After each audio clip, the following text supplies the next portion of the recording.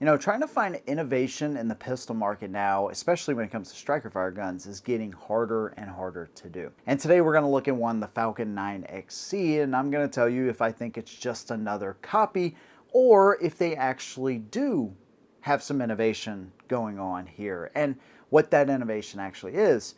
But just to ruin part of it, it kind of has both. And I'm going to give you my opinion, of course, and I want to hear yours, and I definitely want to hear from you guys. When it comes to innovation, over the past 2 or 3 years, what are some of the pistols that actually come to mind? I've reviewed some of them over that time period, even within the past 5 years, I would say.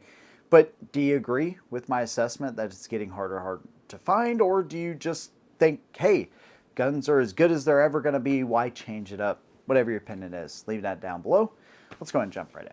So the Falcon 9XC, at first glance, you're going to see exactly where it actually gets its inspiration from, and that's Glock. But aside from that, they've done some really interesting things here. So you have tapering at the front here to aid in holstering. One of the more common things that you're going to see now is a comped slide, integrated comp right there, so no thread, no timing, no nothing. It's just there. There is no ports in the barrel. It is a fluted barrel, but there's no ports there.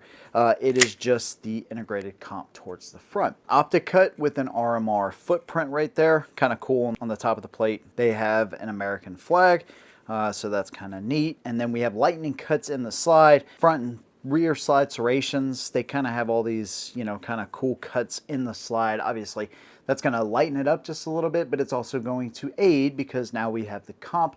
And so sometimes comp pistols, I found that they may not like a certain grain of bullet, especially like 115s, depending on the load and the manufacturer, of course, but that kind of aids in that as well.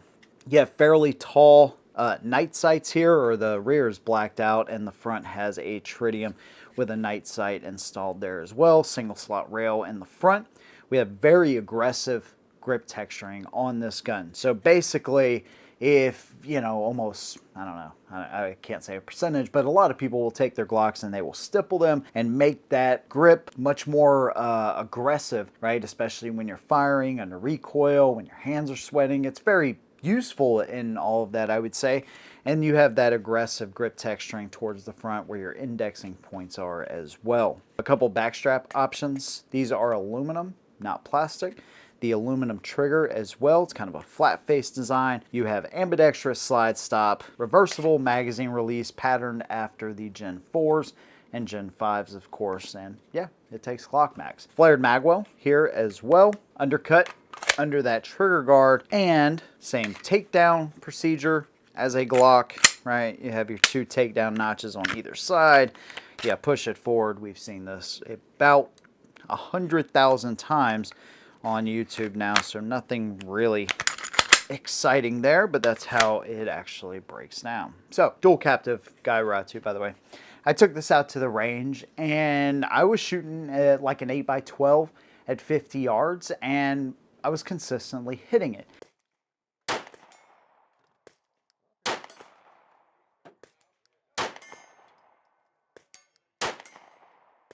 And one thing I will say is I think the trigger is not lighter than a Glock by any means. I think they list it right under 6 pounds. Maybe a little bit more predictable. Definitely a more clearly defined wall. I mean, it just hits the wall, it stops. From that wall, it breaks.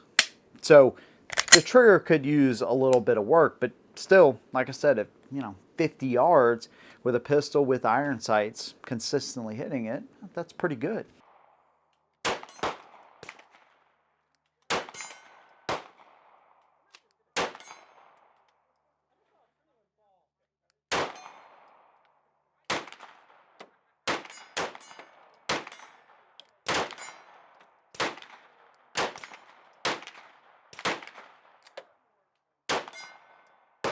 So I wanted to add a little bit something extra than what I originally shot at the end of this video. So that hence the different shirt here, because I wanted to give you something to think about.